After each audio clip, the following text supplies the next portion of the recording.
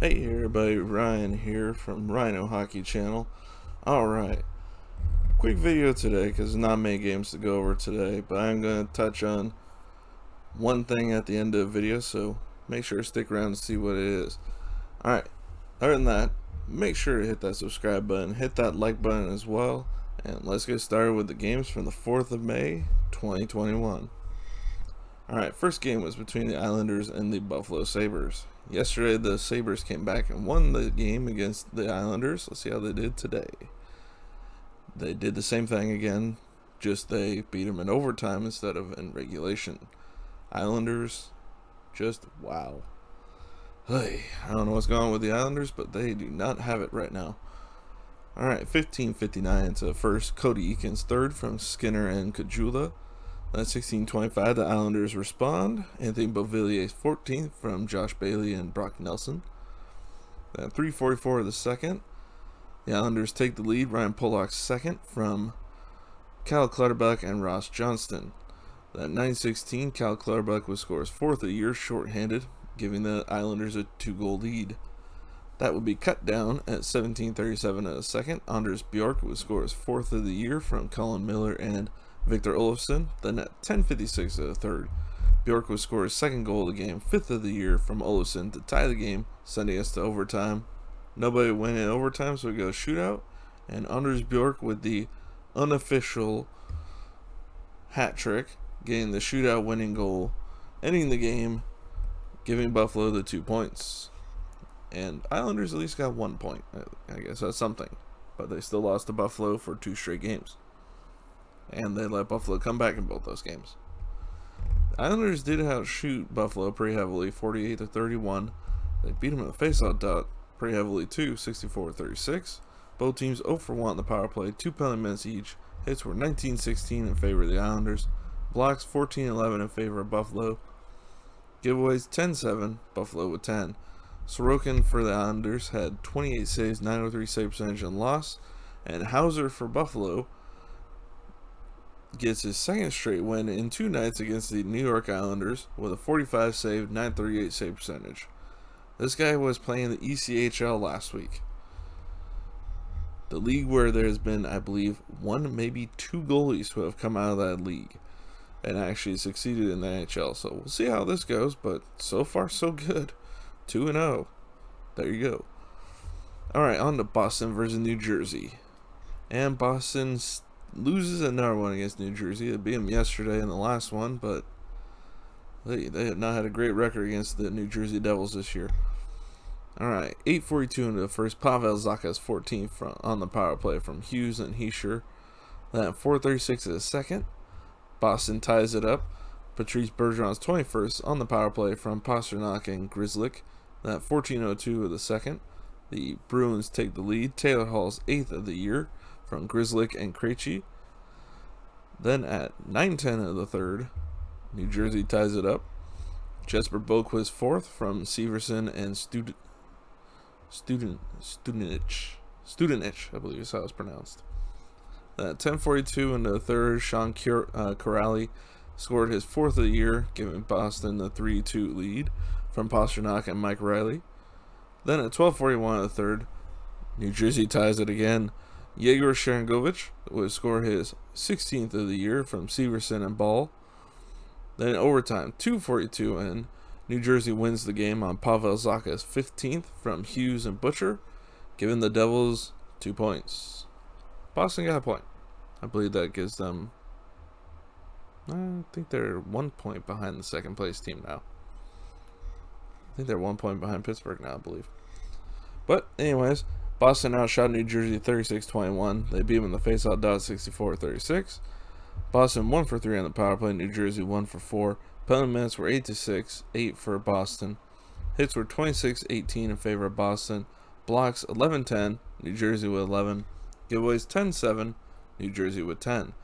Yaroslav Halak had 17 saves for 810 save percentage and loss. And Mackenzie Blackwood 33 saves, 917 save percentage for the victory. On to Pittsburgh versus Philadelphia. Yesterday, Philadelphia beat Pittsburgh 7-2. Today, Pittsburgh beat Philadelphia 7-3. So it's evidently a 7-goal game between these two. All right, minute 44 into the first. Marcus Pettersson second from Jared McCann and Frederick Gaudreau. Coming out of the first, it looked like a low-scoring affair. 1-0.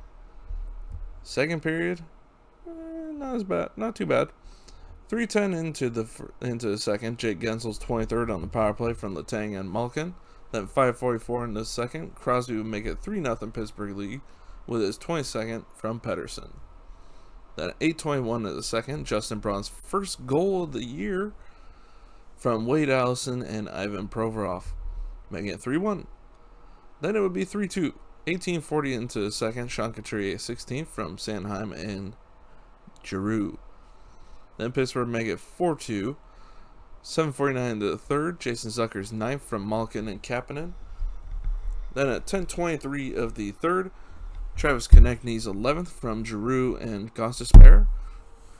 Then at 12:33 of the third, Crosby's 23rd from Rust and Gensel. Then at 15:53 of the third, Mark Friedman's 2nd from Bluger and Zach Aston Reese. Then at 16:57, John Marino would give us our final score, 7-3, with his third goal of the year on the power play from Crosby and Gensel. Now, at minute 32 of the second, I forgot to mention, Mark Friedman and Joel Farabee would fight. I believe that has 3 straight games for Farabee with a fight, or 3 in the last 4, something like that. He's been fairly active in the fight area of late. Philadelphia outshot Pittsburgh 33-31. Tells you how bad the Philadelphia goaltending was once again. Faceoffs were 57-43. Power plays 2 for 3 for Pittsburgh, 0 for 1 for Philly. Penalty minutes 13-9-13 for Philly. Hits were 24-17 in favor of Philadelphia. Blocks 18-11 in favor of Philadelphia. And giveaways 11-5, Philadelphia with 11. Jerry had 30 saves for a .909 save percentage for the victory. And Brian Elliott 24 saves for 800 save percentage in the loss.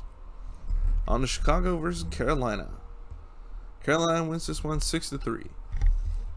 Chicago comes out strong in the first period in this game. 6:20 in, Alex DeBrincat's 27th goal of the year, shorthanded. Didn't even know the guy played shorthanded, honestly, but hey, he got it done. That's all that matters. 12:32 into the first, Mike Hardman's first goal of his career in the NHL. Congrats to him. From Mackenzie Entwistle, which I believe is his first career point as well. Congrats to him. And Patrick Kane. Making it 2-0 coming out of the first period. Chicago's looking good at this point. Then it happens.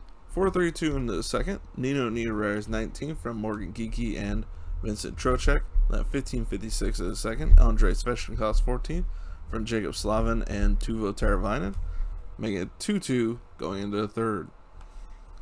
And it doesn't get better for Chicago at this point.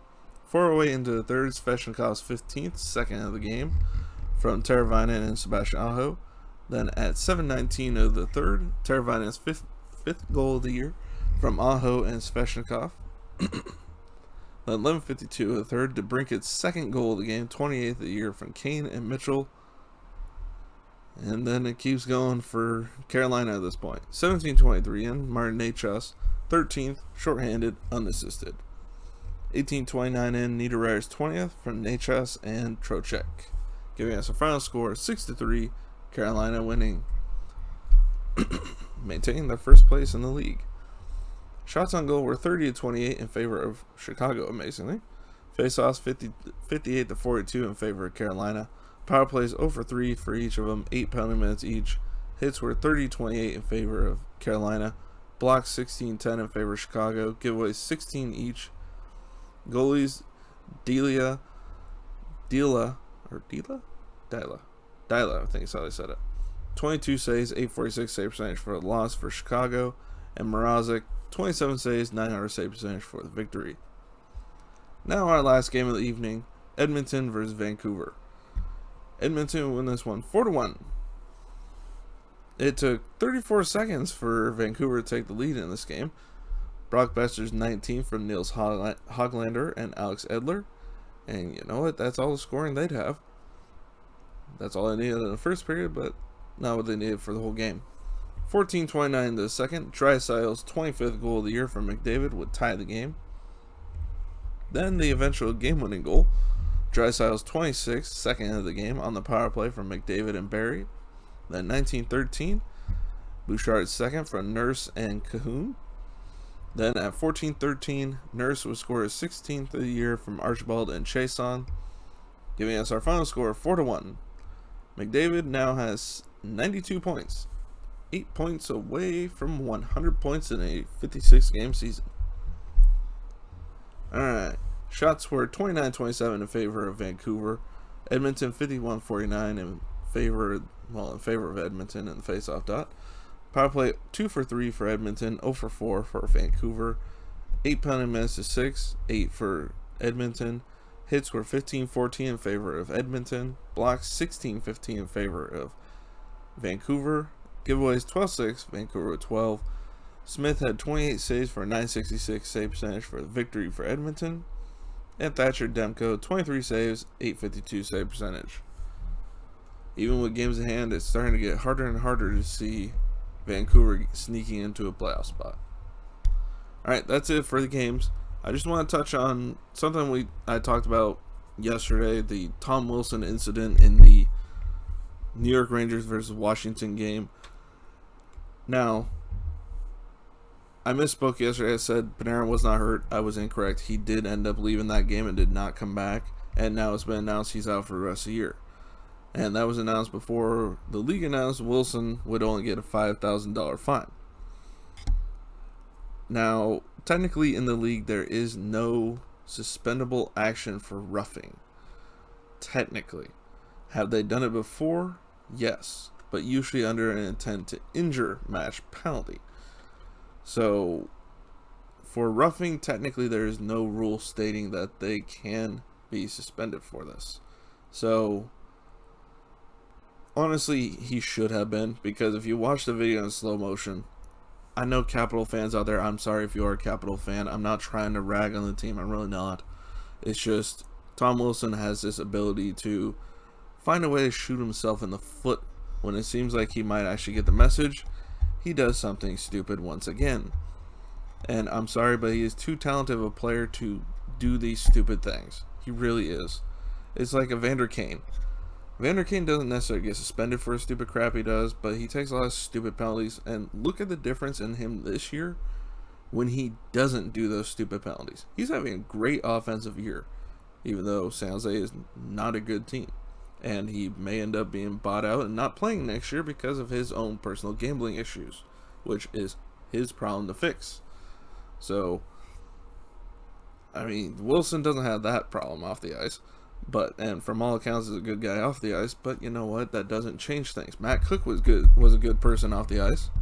Did that mean he was a good person on the ice? No. When he started having a bad game, he'd do stupid crap, and that's exactly what Tom Wilson does. And you know what? The league probably should have suspended him for this. Found something they could have easily said match penalty, because you watch the video in slow motion.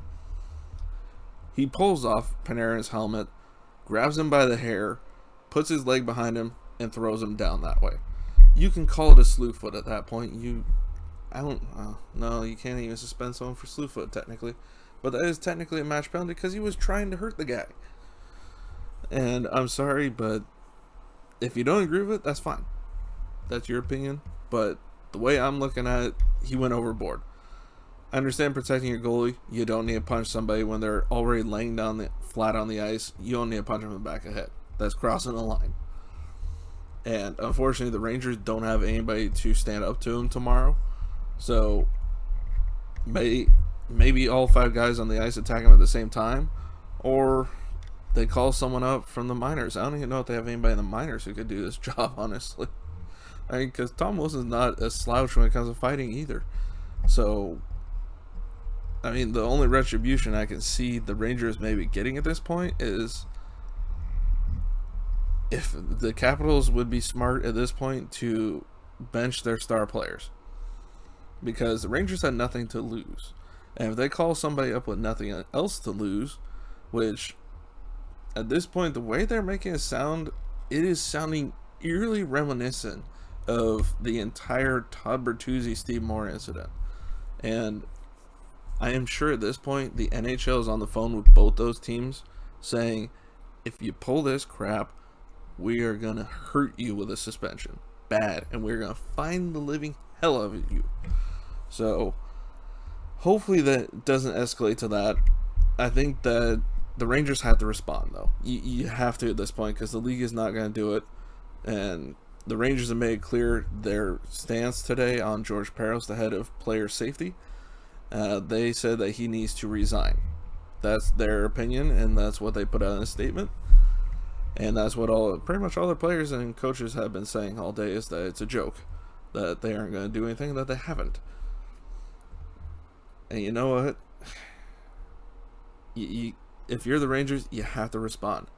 Your season may be over, but you can't let this sit for next year. And like I said, at this point, the Rangers have some people who can play that dirty, gritty game, but they don't have the fighting ability to take on Wilson. But they definitely have the ability to take out somebody like Nicholas Backstrom. So it would behoove the Washington Capitals to sit him. There is no point in risking him at this point. You are clinched. Yes, you are fighting for playoff positioning, but Tom Wilson has put you in a precarious position, and you have to find a way to protect your stars. So you either shelter his minutes or you don't play him at all. That's your options, because at this point, from the statements today, you definitely get the feeling something is going to ignite tomorrow.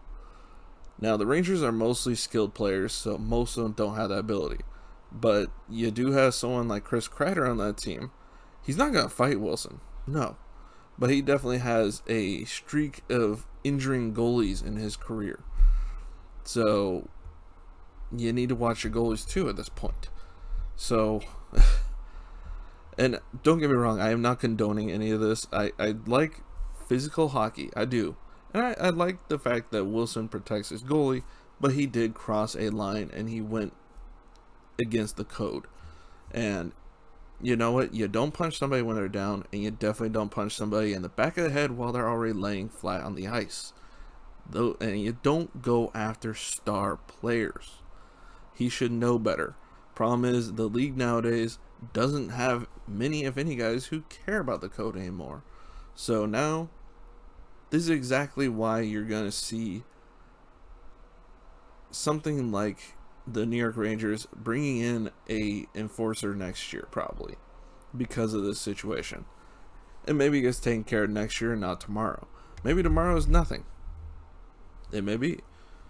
But at the same time, we don't want another Steve Moore incident. I mean, we know Wilson will stand up for himself. He'll go out there and fight. And that's fine. Maybe that'll end it. Who knows? But all I gotta say is, if this was the old times, oh, that would never flown. There would be some serious blood showing up tomorrow on that ice. Luckily, we're not in the past, though. We're now in the present, where that sort of stuff doesn't happen much, if at all, anymore. So I think next year is when you're going to see the Rangers sign somebody who's going to make him pay for that. And you know what? At the same time, other teams in the league will take note of that. I mean, it would be nice to see if all the teams played each other next year. That would be nice. See maybe someone like Ryan Reeves, who is not scared of Tom Wilson, go after him for that one. That could be the one person who probably would, and definitely would not have any fear doing it, as we've seen in the past since he's gone after him before. So, yeah, this one, it'll be interesting to see how this plays out. I'm definitely going to be watching that game tomorrow. Like I said, I don't expect the Rangers to do anything tomorrow. I really don't. Because they don't have the people to do something like that. So, we'll see. I think the league, I think they were wrong, but they were right at the same time. If it's not technically something you can suspend a guy for, you can't suspend him. The fine is a joke. $5,000? Wow, that hurts so much. God. I like how one radio announcer compared it to a football player got fined for having his socks too low last year, $5,000. Yeah, $5,000 for your socks being too low. Alright, well, before I rant too long on this, I think Wilson needs to pay for that one. I mean, you don't go after a star player, and you definitely don't try and slam someone's head on the ice. I still think in the video I saw, it looked like Panarin hit his head. But I don't know. Some people say he did, some people say he didn't. We'll find out how bad his injuries are probably in 6 days when their last game is played. So, alright, other than that, thank you all for listening and watching. I will see you all next video. Make sure to hit that like and make sure to hit that subscribe button. And make sure to comment. Let me know what you think of the Tom Wilson situation. And what do you think the Rangers should do to respond to this point? Because the league's not going to do anything. So, let me know what you think. And I will see you all next video. Bye, everybody.